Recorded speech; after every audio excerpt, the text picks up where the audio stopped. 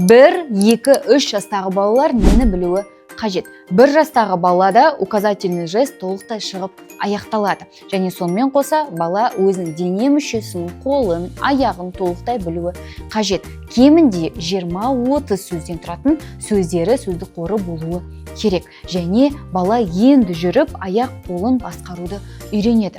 2 жасындағы бала жалпы моторикасы секіруге әрекет етеді, немесе секіріп бастайтын болады. Және 2 жастағы балалардың сөздік қоры 2 сөзден тұратын сөйлемдерді бастайды. Бұл дегеніміз 100-150 сөз кемінде болуы қажет.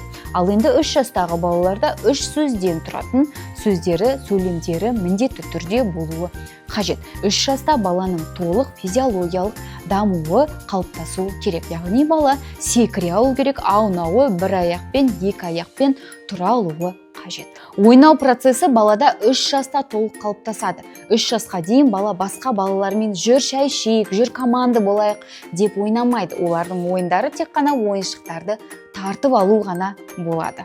Кез келген баланы дамытқыңыз келетін болса, мейлі ол 9 жас, 8, 7 әртүрлі жас болса да, бірінші баланың біз психологиялық жасын анықтап аламыз. Содан ары қарай бастап жұмыс жасаймыз. 4 жастағы бала 2 жастағы баланың деңгейінде қалып қойса, 4 жастағы баланың деңгейінен бастап жұмыс жасамаймыз. Оны қалай анықтаймыз? Профессиональны, кәсіби түрде мен сіздерге диагностика дайындап қойдым. Оны алу үшін комментарийге 22 сөзін жазыңыз.